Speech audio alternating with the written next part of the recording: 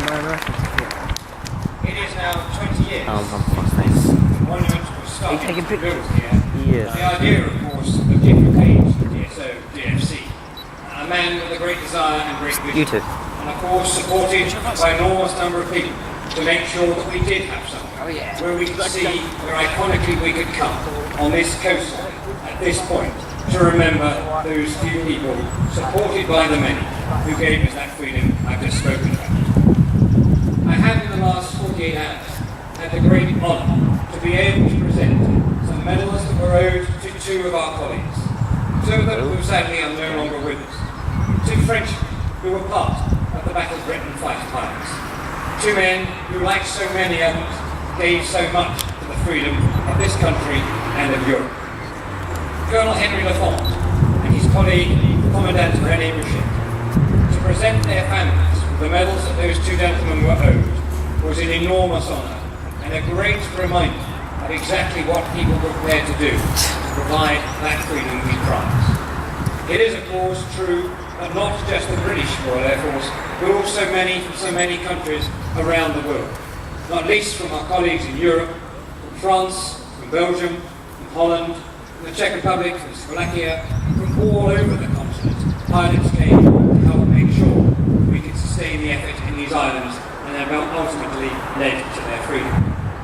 It is a critical factor, of course, that it is 72 years ago that, of course, these men put themselves in so much danger as they launched into the air, sometimes on the thinnest of information, and literally were able to fight their way through to give us that freedom. Today, of course, in 2012, as Edward Raymond mentioned, we are standing by to protect the skies of this country yet again. This time, we hope, in a much quieter way, but also in an equally active way. It is, of course, fundamental that the Royal Air Force continues to provide that protection in the skies of this country when others would seek to inflict them and to make sure that they had their way. They will not. We are here, and we will continue to protect the skies above this country.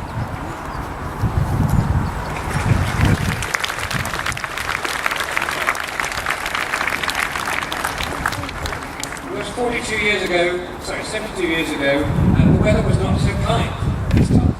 The weather was perhaps one of the worst days of the summer of 1940. Not of an actually happened, mainly because, of course, it was impossible for the pilots to get airborne in some of the airfields, but also because the enemy could not see where they were bombing. And therefore, they didn't happen of any note.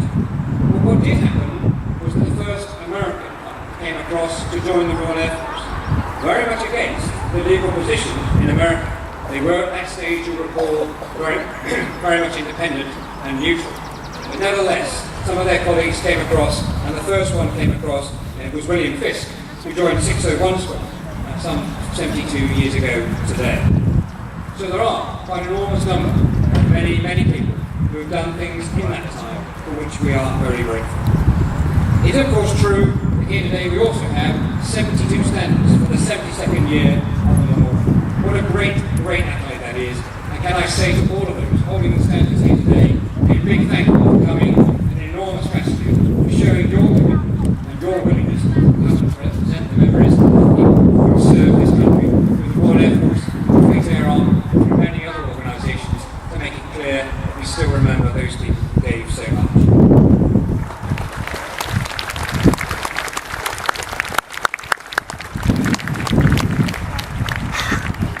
Ladies and gentlemen, I'm always concerned about the future. The reason I say that is because it's the youngsters who come along afterwards, to whom we have to hand down not just the lessons of life, the skills and the ability to continue our job, but also to recognise that they will carry the flame forward as we go through the next few years.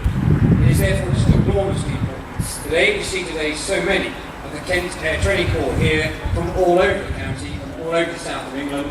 It's a great pleasure to see you all here, and as ever, you remind us of the qualities, the abilities and the standards today's youth is and can be, despite some people who wish to make the scene different.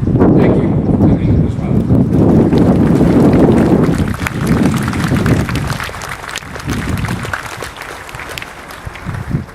Finally then, it is a great pleasure to be able to say that here in this particular position, we will see in the next year sorry, the next 18 months. The building, therefore, of the wing, of the idea of carrying the memory forward. But much more important than just the memory is educating people of what our forefathers were to do and how they did their job.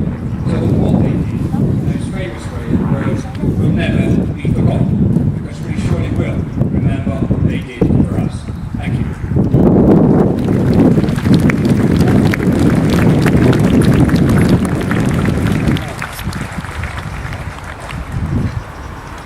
As we worship Almighty God, would you please stand as we sing the hymn, God is our strength and refuge.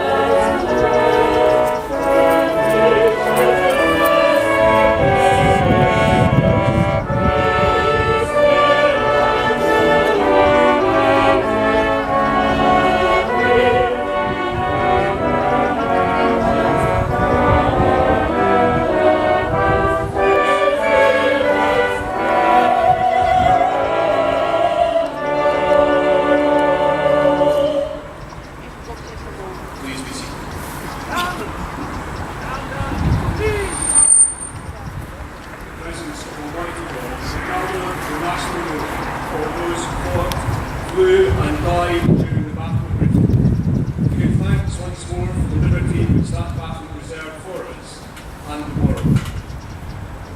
We remember with gratitude the dedication and heroism of members of the Royal Air Force, the Royal Air Force Volunteer Reserve, the Royal Navy, the Royal Auxiliary Air Force, the Allied Air Forces who served in fighting command during the battle from the 10th of July to the 31st of October 1940.